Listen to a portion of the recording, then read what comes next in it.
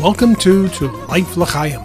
On today's episode, host Lee Lazerson talks with Florine Mark, president of Weight Watchers Group Incorporated, about her Jewish upbringing, philanthropy, and how she lost 50 pounds when she first found Weight Watchers.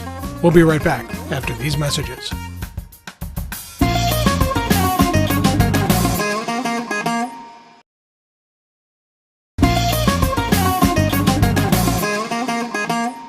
Joining us today is the president and CEO of Weight Watchers Group, Florine Mark. It's a pleasure to meet you. Thank you very much for joining us. Thank you, Lee. It's a pleasure and an honor to be here. Thank you.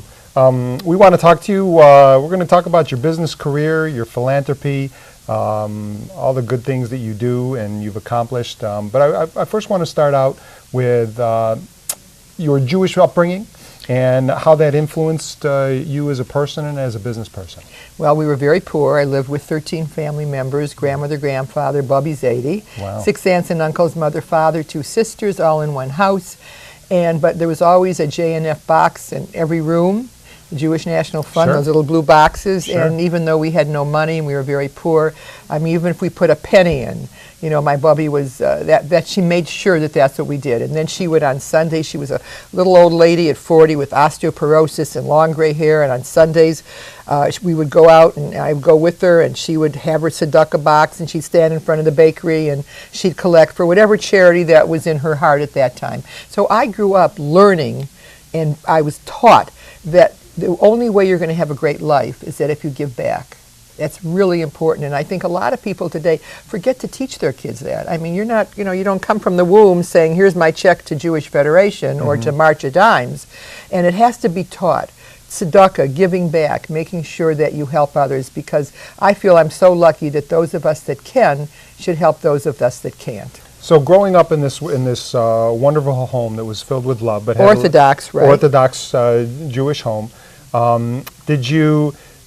was the goal of a business as a means of getting out by any way? No, well, business, I mean, my grandmother and grandfather rented a little store and they put produce in it. My grandmother was the balabust and actually the matriarch, and she was my mentor. And she went and bought the produce early in the morning at 4 and helped sell it, and then she'd come home and do the cooking. And I mean, she was really fabulous. And no, we were just trying to survive. And then my sister got polio when I was 11 and she was 9. We had no insurance, no Blue Cross, you know, none of that. And so we all went to work. I went to work in a donut shop my first, but I think I ate so many donuts they fired me. but you know, everybody, we were just trying to survive, right. Just make a living. But I never thought I was poor. I mean, there was so much love and laughter. We used to play poker, all of us, for some kind of entertainment, and we'd play with matches, or you know, we'd play with whatever. We never even had money to play with. So Right. I grew up playing all kinds of games and singing a lot. We always sang a lot, and it was just, you know, and they always told me how terrific I was, even though I was 50 pounds overweight and I hated myself and all the rest. All of my family always said, hey, Florine, you know, you are terrific, you are wonderful, and you can do anything you want if you want to do it bad enough. So before Weight Watchers came along, did you know you wanted to be an entrepreneur, a business owner? Lee, I wanted to be a movie star. Yeah. I wanted to be a television. I wanted to do what you did, what you do. But I'm a writer. I'm a marketer. I like to market. I never had an opportunity to go to, university. I put my sisters through college. But I always, I'm a marketer, and I really wanted to write or be whatever else. Once I started Weight Watchers, and I went to Weight Watchers because I had to lose the weight to get a job. And it was only in New York. You talk about how you were 50 pounds... 50 pounds overweight all my life. Lost it 9 times. That's almost 500 times. So before Weight Watchers came along, you were up and down. With diet pills. Diet doctors and diet pills, those awful amphetamines that made your heart beat fast and your mouth get dry, and almost died, overdosed on one pill, ended up given to me by a doctor, ended up in the hospital. My family doctor said, hey, Florine, any more diet pills and, you know, I'm not responsible for your life. Right. Did you want that for yourself, though? Did you want to be on a diet for yourself? Or was the pressures from your family or other people? Only for me. My family didn't think I was fat. I mean, we were all fat. My Bubby, my Zadie, my aunts and uncles, they were all fat. So we didn't think we were fat, and they didn't, and we all lived together, and we loved each other. It's only when I went to school, and I saw I was the fattest kid in class, and they used to make fun of me, and I used to come home and say to my mother, "Ma, the kids are making fun of me," and she would say, "Sit down, have a piece of cake, you'll feel better." So I'd have a piece of cake and get fatter and fatter, and never felt good for eating all that sugary, bad stuff that only, if it didn't kill me physically, it killed me mentally. Right. And obesity is the #1 contributing cause to all major diseases, starting with cancer, heart, strokes, diabetes, etc., etc. But we didn't know that then. We were eating the schmaltz, and we were eating all the fattening foods, and it wasn't so important, but they were dying young. I mean, today I want to live to be 150. And I think you can. I exercise, I eat well. But in those days, all we were doing was helping each other and making sure life was good, no matter how much money we had. And Jewishness was a big, big part of my life. Mm-hmm. So we take it from that standpoint where you've gone up and down. And how did Weight Watchers come to be for me? For sure. I graduated high school 2 years ahead of myself because I never went to swimming in the beaches or anything because I didn't want to put a bathing suit on. I didn't want people to see my big, I used to call them thunder thighs or whatever else. So I was always studying, and I went to summer schools, and I got double promoted. So I was 16 in February, and I graduated high school in June, and I got married in August. And what high school? In Detroit Central, and I got a baby when I was 17. I had my first child when I was 17. And unfortunately, I was married to a very nice guy. We were just, too young. Both of us were too young. And so then I got divorced about 1.5 years later. And my mother was hysterical because nice Jewish girls didn't get divorced at that time, or even now. Babies at 17. Right, or babies at 17. I went to work, supported my kids, and came back to live with my mother and dad, and then met a very nice guy. And went on and had 4 more children by the time I was almost 26 years old. You married this nice guy. Married another nice guy, Right. and had 4 more kids by the time I was 26. And by the time I was in my 30s, I was a grandmother and also a widow because he died of cancer. Oh, sorry to hear that. Then remarried. Right. And he brought me 2 beautiful children. So I have 7, 2 bonus kids. And unfortunately, a couple years back, he died of Lou Gehrig's disease. So, oh boy. I had a lot of things in my life that I could have been despondent and spent my life grieving and being depressed and all the rest. But I think my family and all my husbands always taught me that life is for the living and you go on. And of course, they'll always be in my heart. And I love them all dearly. But now here I am, and every day I live, and I'm very happy to live and do all the things that I can. And I think running a business is very important, but giving back makes my life very important. Very good. When we come back, we're going to talk about your business and how you took it from just a one-stop shop to where it was, and look forward to that. We'll be right back.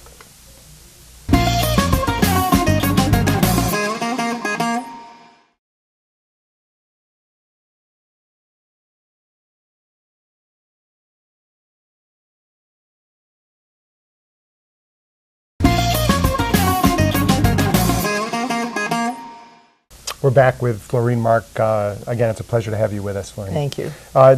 So here we are. You're now, you've been dieting a number of times, and you find Weight Watchers. Take us to I that. found it because I overdosed on these diet pills given to me by diet doctors, amphetamines. I guess today they call it speed. It's very bad for you. And so my husband that I was married to at the time, father of 4 of my children, his business, he was in the building business, and it went kind of like this. And he said, "Honey, you're going to have to go and get a job and help support our kids and help feed them." And I said, "Who's going to hire me? I'm so big. I'm this big." And I heard about this thing called Weight Watchers. It was only in New York, started by a wonderful, fabulous lady named Jean Knightish. Called her up. I said, I've got to have the diet. She said, "I'm sorry, you got to come. I can't send you the diet." How much did you weigh at that time? I'm allowed to ask that never question. ask Yes, I'm a allowed lady. to ask Close that question. I weigh 135 pounds now, and I was little more than I was close to 200 pounds. Okay. I'll tell you my weight, my height, but never my age. I've Okay, heard I'm that. 43. I've been told that. So I called, and so she said, you have to come. So I called my mom and my dad, and I said, guys, would you please come over and watch my kids? I have to go to New York. I took the last bit of money that I had, and I went to New York, and I went to classes. I met Jean Neidish. I went to 3 classes a day, morning, afternoon, and evening for 5 days. That's 15 classes. And the first week, I was eating all this food that I'd never eaten before. I never ate before. I mean, I would have the fat off the lamb chop bones that the kids would leave, or I'd eat the cold French fries. I figure if I'm not sitting down, you know, it doesn't count. Well, what was it about the Weight Watchers that, after trying what you've tried, that compelled you to put your last dime towards going to New York? Well, I was eating breakfast, lunch, and dinner. I wasn't hungry. I was eating healthy and good food. And I knew if this didn't succeed for me, that's it. You know what? There was nothing else left. I had tried everything, including exercise, which makes you feel good, but it doesn't help you lose any weight unless you control what you're eating. So I went back every month for 4 months, and I lost 40 pounds in 4 months. And then Jean, I knew everybody by that time, and it was crazy that someone would come and pay $10 to go to Weight Watchers all the way from New York. Why don't you take this back? And I said, sure. And then I'm going out, because I was, you know, really, I'm going out and get a job. I'm a movie star, a radio. I'm going to go on television. I'm going to write. And I'll start one class, and I'll get all my whole fat family to come, and my friends, and I'll do that, just one class, and then I'm going to get a real job. And I started that first class at a Shalom Aleichem Institute on Tuesday in July. And 30 people came. It was my aunts, my uncles, my grandmother, all my family. Right. But the next week, 60 people showed up. And the next week, 150 Through people what kind of showed marketing? up. Big sign in a candy store. This big marketer said, big sign, posted, and it said with a magic marker, come lose weight with Weight Watchers, and the time and the day. And I convinced the candy store owner to let me put the sign in there. And people were coming Not back, a very good businessman. right, and saying, you know what, I'm feeling so much better. You're giving my life back to me. I mean, they were just losing 3, 5, 10 pounds, but they weren't on crash diets, and they were eating, and they were feeling good. And our original diet was a really tough diet, but it really was working. And I said to myself, Lee, you know what? This is what I want to do for the rest of my life. I want to help people to help themselves to feel better. I just want to make America healthy, and I mean, we're so lucky to be living in America, and we're so lucky to be Jewish, and we're so lucky to come from nice families and have extended families and have Federation to take. I mean, Federation took care of me. They sent me to camp for free because we had no money. March of Dimes sent my sister to Warm Springs, Georgia, where she had 22 operations on her legs to help her, but she never could walk. She was in a wheelchair. So I knew the value. We were the takers. So much better being a giver. So much better. So and that's how it started for me. And then you make a decision that, okay, we're going to grow this. Absolutely. I feel either you sell or you grow, and you can't stay the same. For me, I mean, I love business. I'm a natural entrepreneur, and I'm a natural marketer. And so when people were deciding I help people get franchises, and when they decided they want to retire or whatever else, and I would go to them or they would come to me, and I'd say, I'd like to, buy your franchise. So the first one I bought was Cincinnati. And then I went to Boston, and I ended up buying franchises in 14 states and 3 countries. I took my kids and moved them to Mexico and started Weight Watchers in the country of Mexico for 1 year. And I was in parts of Canada, so I was global before anybody was talking about global. Right. And that's how I started. At one time I was running about 15,000 classes on a weekly basis with about 8,000 to 9,000 people that were working for me. So I'm curious from a business sense, and I'm sure you've talked to a lot of budding entrepreneurs that say, okay, you have this wonderful business. How do you take that business from being just a business that provides for you and your family to a wildly successful business? Okay, well, there's this fire in my belly, and there's passion in my heart, and there's big dreams, real big dreams. And I don't mean when you're sleeping. I mean when you're walking, when you're thinking, when you're sitting and meditating by yourself. And I'm a visionary, and I'm a risk taker, and I make decisions.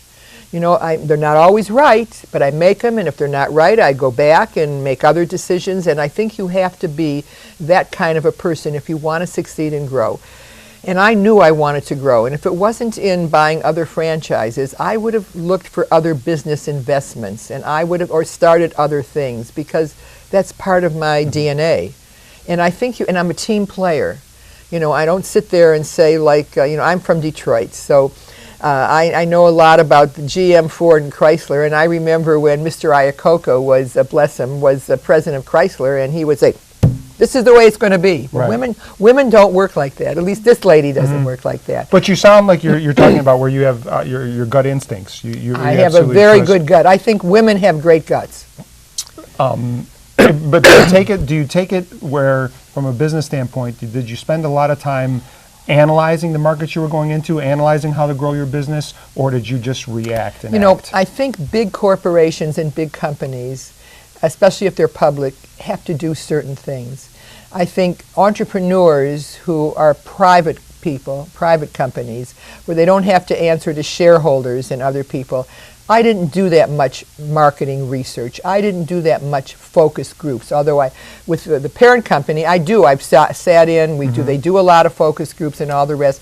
I think I went by gut and instinct. And I look at, if someone came to me and said, "I have this great business idea," which they do often, and I love, and I do invest in companies, and especially startups. I like to be an angel too, and I feel I have this when I look in their eyes, I look at their statements, I read their statements, where they've been. I want to see 5 years of history of their business. I look at their products, and something tells me this is a good one or it's not a good one. Right. Have I made mistakes? Absolutely. Have I had home runs? Absolutely. Well, we're going to take a break here, and time is flying by, and we're going to come back and speak to you more. We'll be right back.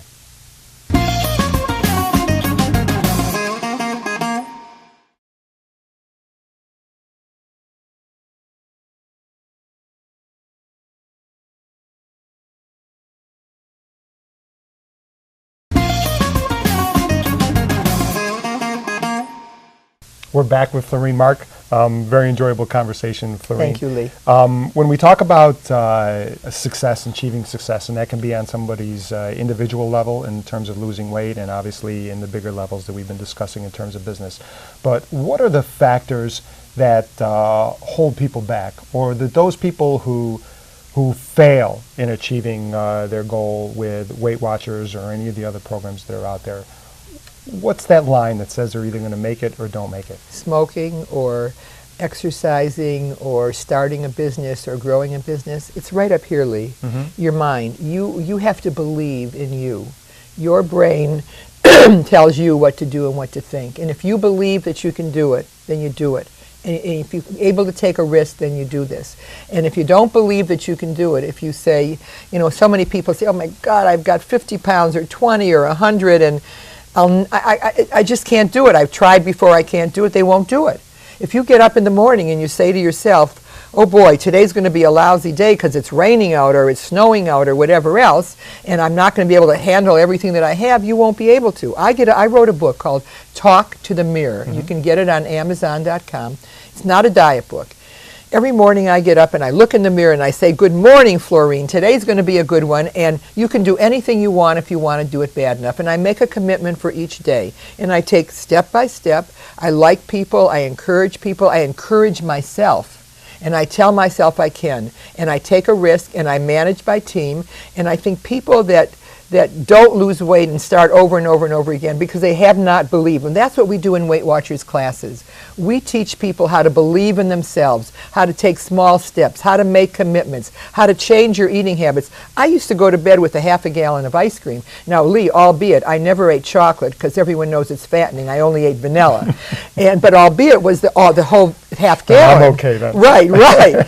And I would no longer go back to do that. I didn't feel good. I've changed my eating habits. I don't want to do that. Stress, of course I've had stress. When my husband, third husband died of Lou Gehrig's disease, he lay for 2 years and couldn't move anything but blink his eyes. I tube fed him and he couldn't speak or anything.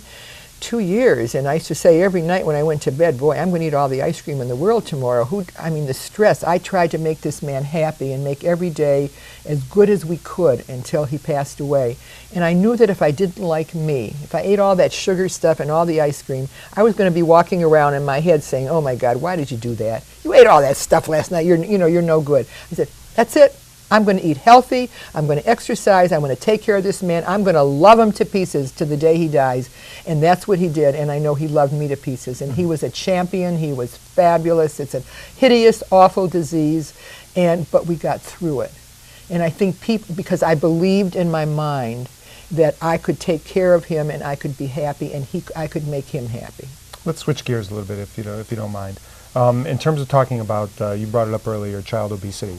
And where the rates in this country have gone from 20 years ago to 5-6% to where they're just shy of 20% for 6 to 19, 18, 19-year-olds. What's the cause, and how do we battle back against that fight? Well, I think we mothers are, two family people that are working, mothers and fathers are working, and the kids, and they go to school and they come home and you've got the cleaning and the cooking and working and all the rest. It's so much easier to run to McDonald's, so much easier when the kids scream or are crying to give them some ice cream or a lollipop or a candy bar. So much easier to have the big bags of potato chips and all the chips in the house and say, oh, don't bother me, here, have this. It's just so much easier. Mm-hmm. It's harder to clean the vegetables and to give them fruit and to go shopping. And I think in defense of we women, I think it's been very hard the last 10, 15 years, and I think our kids are getting fatter and fatter. They're sitting in front of the computer, they're sitting in front of the television, they're not out there. I mean, I wrote, tried to ride a bike, I played baseball, I did things, I had to walk to school. They don't walk to school, they have play dates. I mean, there's all kinds of things that are happening to kids today, and I think we have to go way back and come full circle. And I think we have to make sure that our kids get exercise, that we bring in the right kinds of food, that we eat healthy, and that health becomes important. As I said before, obesity is a number one killer of cancer, heart, diabetes, and strokes, and that includes young people. Young people going to the service, they find their bodies are filled with cholesterol, and you can't get into the service if you're overweight. So I think we have to now make a turnaround, and the major companies, I see they're doing that. Mm-hmm. They're taking a lot of the fat and a lot of the salt out of the food, and I think you just have to be comfortable with you and want to live healthy every day, not when you get a better job, not when you get married, or not when you go to school or graduate, but you got to live every day healthy. It's a gift. Today's a gift for us. It is.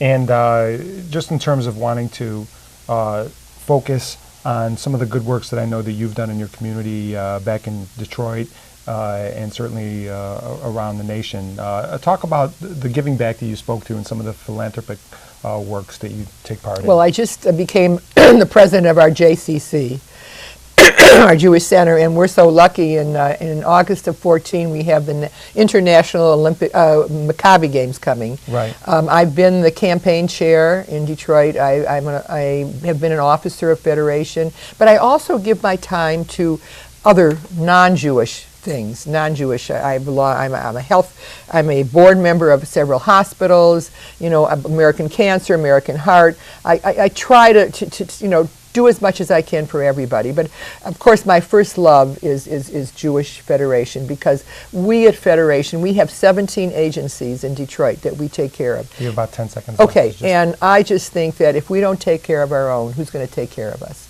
Very good. It's been a pleasure to meet you. Thank you. Enjoy this time together. It went by very quickly. Thank you. Florine, Mark, thank you very much. Thanks a lot. Thank you. That's our show for today. Please be sure to visit our website at tolifelachayim.com. Thank you very much for joining us, and remember, to life l'chaim.